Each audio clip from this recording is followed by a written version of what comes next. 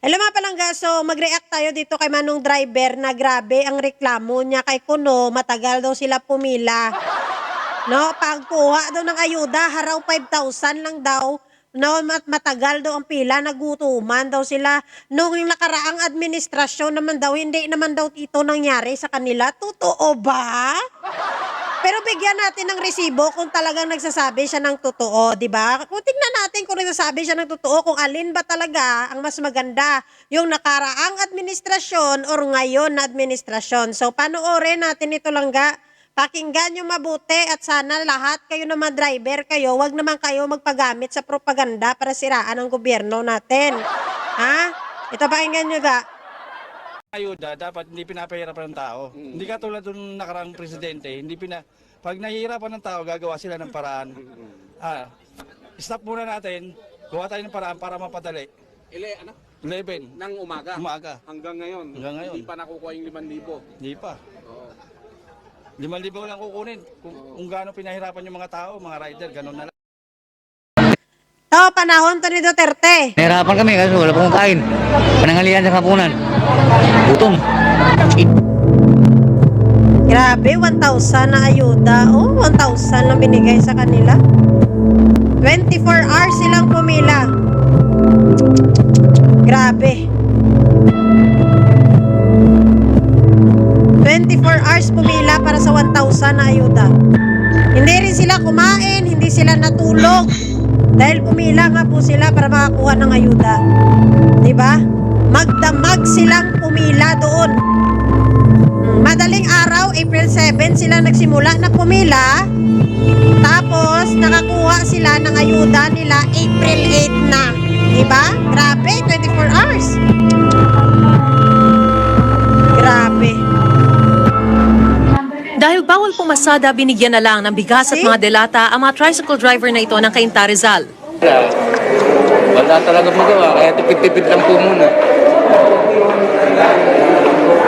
Kasi bawal din naman, kung babiyahe ka, mahuhuli ka lang din. Grabe, diba? Okay naman po, makakaraos din po sa isang... Diba? Sardinas at saka bigas ang Bukas binigay. hindi ko po alam. Ni driver at operator na 5 buwan nang hindi nakakapasada. Alinsunod yan sa 5 pahayag months? mismo ni Pangulong Duterte sa kanyang SONA noong July 27. Pero ngayon, ni anino daw ng ayuda, wala umanong natatanaw ang mga tsuper. Grabe. Sabi ni Efren De Luna, presidente ng ACTO, labis na ang kanilang paghihirap, kaya ang Walang matagal na ayuda. nilang balak na ibalagbag ang kanilang mga jeep sa Walang kalsada, ayuda. Grabe. posibleng gawin na. Number one ay mismo ang Pangulo na nagsabi at hindi pa pinaniniwala ng DSWD at saka ng LTFRB. Ayos mo, lalo kami na hindi papakinggan. Talagang lalabas kami ng aming mga terminal at itatambak na lang namin sa gilid ng mga kalsada ang aming mga sasakyan. Pandilimos na lang at mga donasyon ang kanilang pantawid sa araw-araw at wala nang nakikitang pag-asang matutulungan pa sila. May magandang tao. Imagine nyo, umabot sila sa panlilimos na lang. Tapos ngayon magreklamo kayo kay BBM, grabe kayo kung magsalita sa Pangulo.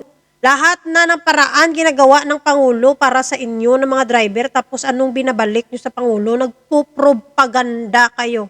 Nagpapagamit kayo sa propaganda sa mga demonyo sa paligid nyo. Imagine nyo, 24 hours kayo na nag-antay noon nung panahon ni Duterte. Nagreklamo kayo? Binigyan kayo ng bigas, sardinas, 1,000 na pera, nagreklamo kayo. Ngayon binigyan kayo ng 5,000, dumapatay pa kamo. 5 buwan kayo na hindi nagbiyahe kasi sinabi ng Duterte noon. O ano nangyari sa inyo? Gusto nyo nang ibalagbag yung mga sasakyan nyo.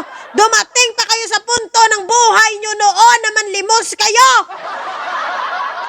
Tapos ngayon ginagawa lahat ng ating Pangulo, tapos mga animal kayo. Hindi ko nila lahat, pero yung mga putang ina ng mga driver dyan ako makapagreklamo sa gobyerno natin ngayon. Maganda yung panahon ni Duterte, pakyo! Sinungaling ka? Ito, resibo to na nangyari. Ito ng panahon ni Duterte. Hindi nyo yan mawawala. Huwag nyong lukohin ng taong bayan. Putang ina, paggamit sa propaganda ang mga animal na to. Wala akong problema sa mga driver, no? Pero yung mga yudiputa, di kasi nga iba dito. Hindi ko alam kung ano to, binayaran ba to para maganyan-ganyan sila o ano. Kasi kung makita natin, ginagawa naman lahat ng ating gobyerno, ng ating pamahalaan. para kahit papano maibsan ang inyong paghihirap. Sinungaling yung unang driver, sabi niya hindi naman daw nangyari sa panahon ni Duterte. Ay ano to? Ano to? Resibo to!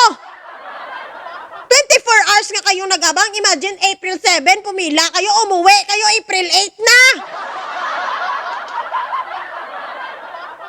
Mga palangga, wag po tayo mapagamit sa mga propaganda. Wag nyong gamitin yung sitwasyon ngayon.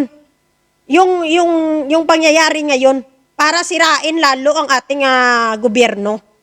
Ginagawa naman ng lahat eh. Matuto tayong umintindi kasi mas maganda pa nga yung nangyayari ngayon kaysa nung nakaraang administrasyon. Gusto niyo pa mga driver marinig ang sinabi sa inyo ni Duterte? Ha? Gusto nyo marinig? Baka nakalimutan nyo kung paano kayo sinabihan ni Duterte na wala siyang pakialam sa inyo kahit mabatay kayo sa hirap at sa gutom. Yung inang mga to eh. Kayo, putang ina, sige. Magtiis kayo sa hirap at gutom. Wala akong pakialam.